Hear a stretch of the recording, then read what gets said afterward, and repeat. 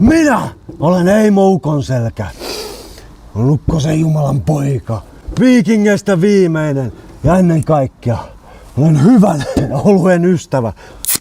Siksi kesän parhaat bileet on täällä Konepaja Beer Garden ja Slam Wrestling Finland. Nyt palataan perusasioiden äärellä. Suomen parhaat oluet.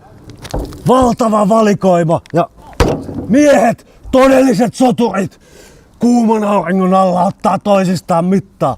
Mikä voisi olla parempaa? Nämä on minunlaiset bileet. Just niin se pitää ollakin. Mä oon kuullut, että tänne Beer Gardeniin, mikä tää shown nimi on? Slamfest One Night Riot! Tänne tulee Saksasta sakemoni George Kugas. En tunne jätkää. Sakepa syyrialainen. Syyrian ukko George Kugas. George Yrjö. En tunne miestä, mutta mä oon kuullut, että se on kova soturi. Ja Eimo Ukonselkä nauttii haasteista yhtä paljon kuin hän nauttii hyvästä oluesta. Ja Georgin tag team pariksi kuka muu kuin minun veriveljeni, arkkiviholliseni Norjan jääkarhu Björnsem, Björn ja Heimo. Tietäjät iänikuiset, ikuisesti taistelevat siitä, kumpi on se todellinen viimeinen viikinki. Ja joko nyt se tulisi selväksi Beer Gardenissa One Night Riot 29. elokuuta. George.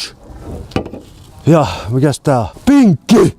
Onks tää tytöille? Mut 5.2 se on ihan ok. George ja Björn. Mua ei pelota, koska mun kuvauksessa on Starcadder, metallisoturi. Mies, jonka suonissa virtaa sulaa metallia. Minun oppi-isäni ei pelota! Ja kun on tätä kamaa röyreissä, en pelkää edes supernovaa. George ja Björn, Beer Garden, One Night Riot, Slam Wrestling Finland. En malta odottaa.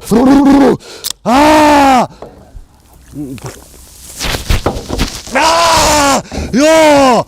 Heimon tyyliset bileet Helsingissä 29. elokuuta. Tuokaa Yrjö ja tuokaa Björn! Konepajalla tapahtuu!